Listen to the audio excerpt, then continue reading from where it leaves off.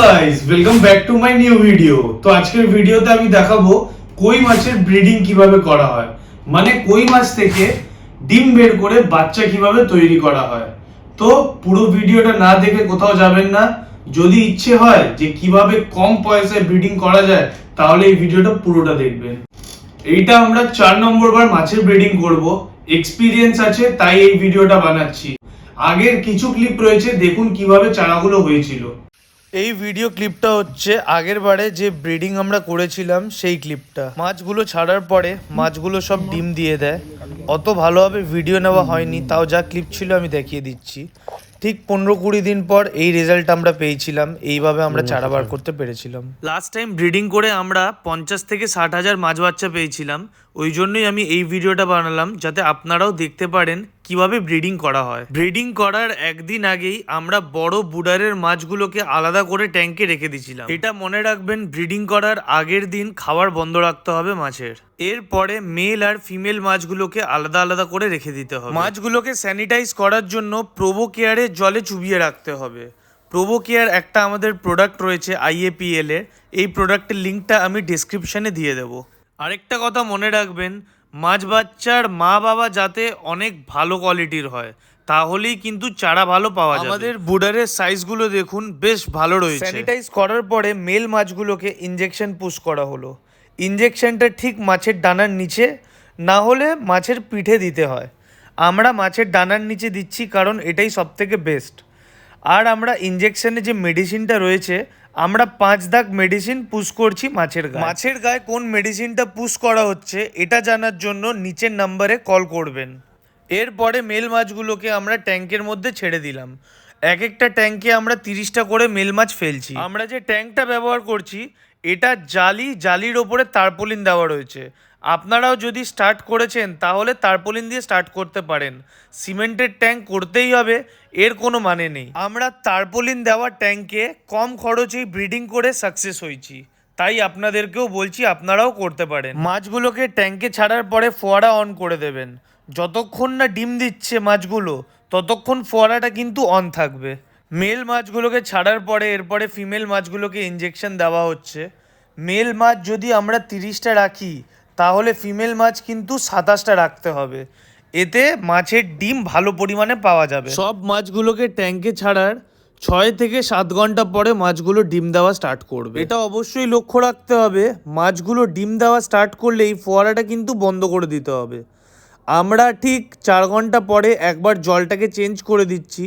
পুরনো জলগুলোকে ফেলে নতুন জল অ্যাড করে দিচ্ছি। এতে যে ট্যাঙ্কে গ্যাসটা রয়েছে, ওই গ্যাসটা বেরিয়ে যাবে। আর ট্যাঙ্কের ওপরে নেট দিতে ভুলবেন না, কারণ মাছগুলো রাত্রেবেলায় লাফালাফি শুরু করবে আর সব মাছ বেরিয়ে যাবে বাইরে। রাত 10টার সময় আমরা মাছ ছেড়েছিলাম, ঠিক 4:30টের সময় মাছগুলো ডিম দেওয়া স্টার্ট করে দিয়েছে। মাছগুলো যেই ডিম দেওয়া স্টার্ট করে দিয়েছে, আমরা ফোয়ারাগুলোকে বন্ধ করে দিয়েছি আর অক্সিজেন অন করে দিয়েছি। অক্সিজেন অবশ্যই অন করে রাখবেন।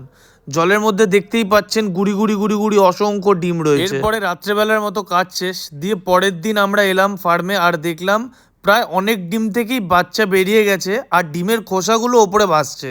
সাদা সাদা যেগুলো ওপরে ভাসছে, এগুলো হচ্ছে ডিমের খোসা। এরপরে ডিম ফুটের যে বাচ্চাগুলো বেরিয়েছে, ওগুলোকে আমরা একটা কাঁচের জারের মধ্যে নিলাম। দেখুন কত সুন্দর অ্যাক্টিভ রয়েছে মাছগুলো। এখনও সব ডিম ফোটেনি, ধীরে ধীরে ফুটবে। 2 দিন টাইম লাগবে ফুটতে। আর হ্যাঁ, মাছগুলো ডিম দেওয়া শুরু করলে পরের দিন বড় মাছগুলোকে বার করে নেবেন, না হলে বড় মাছ সব ছোট মাছকে খেয়ে নেবে। ফার্স্ট ডে আর সেকেন্ড ডে পুরো দিন পুরো রাত অক্সিজেন চলবে। আর সেকেন্ড ডেতে আমরা সন্ধেবেলায় মাছগুলো তুলেছিলাম, আর মাছগুলোর অবস্থা দেখুন, ডিম ফুটে সবগুলো বাচ্চাই বেরিয়ে গেছে। পুরো সাবুদানার মতো পুরো ভরে গেছে মাছ। ডিম থেকে তো বাচ্চা বেরিয়ে যাওয়া কমপ্লিট। এরপরে আমরা ছোট মাছগুলোকে তুলে অক্সিজেন বলে করে পুকুরে ছাড়তে নিয়ে চলে যাব। অনেকেই বলে যে 3 দিন 4 দিন 5 দিন রেখে দাও, কিন্তু না, এগুলো যেই ছোট ছোট বাচ্চাগুলো বেরিয়ে যাবে ডিম থেকে, 2 দিন পরেই এগুলোকে পুকুরে ছেড়ে দেবেন। আর পরের দিন থেকেই খাবার দিয়ে ট্রিটমেন্ট স্টার্ট হয়ে যাবে মাছের। ট্যাঙ্ক থেকে মাছগুলোকে নিয়ে এসে ডাইরেক্ট কখনোই পুকুরের মধ্যে ছাড়বেন না। অক্সিজেনের বলের মুখগুলো যেগুলো রয়েছে, ওগুলোকে ফোল্ড করে পুকুরের মধ্যে এইভাবে রেখে দেবেন। এতে কি হবে, অক্সিজেন বলের ভিতরে যে জলটা রয়েছে ওর টেম্পারেচার আর পুকুরের টেম্পারেচারটা ধীরে ধীরে এক হবে। ধীরে ধীরে এক না করে যদি ডাইরেক্ট ছেড়ে দেন পুকুরে, তাহলে মাছগুলো কিন্তু অর্ধেকের বেশি মারা যাবে। টেম্পারেচার 1 করার পরে জলের মধ্যে যখন ছাড়বেন তখন এক ধার থেকে মাছগুলোকে দেওয়ালের দিকে ছাড়বেন, আরেক দিক থেকে জল পুকুরের ভরবেন। একদিক থেকে পুকুরের জল ভরবেন আর দেওয়ালের দিকে মাছগুলোকে একটু একটু করে ছাড়বেন। হড়বড়িয়ে যদি ছেড়ে দিয়েছেন তাহলে কিন্তু মাছগুলোকে বাঁচানো মুশকিল থাকবে। তো এই ভিডিওটায় আমি বলেছিলাম মাছের ব্রিডিং করে ডিম থেকে কিভাবে বাচ্চা তৈরি হয় পুরোটাই আমি দেখাবো। তো পুরোটাই আমি ডিটেলসে দেখালাম।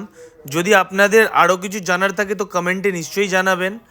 এর পরের ভিডিওতে আমি দেখাবো স্পন কালচার কিভাবে করা হয়, মানে এই ছোট যে স্পন মাছগুলো রয়েছে এগুলোকে কিভাবে খাওয়াতে হয়, কিভাবে জলের ট্রিটমেন্ট করতে হয় আর চারা মাছে পরিবর্তন করতে হয়, পুরোটাই এর পরের ভিডিওতে দেখাবো। ভিডিওটা যদি ভালো লাগে তাহলে অবশ্যই লাইক করবেন আর আমার চ্যানেলটাকে সাবস্ক্রাইব করে দেবেন। তাহলে এর পরেরও যে ভিডিওগুলো আমি আপলোড করব আপনাদের কাছে সবকটা ভিডিওই শো করবে।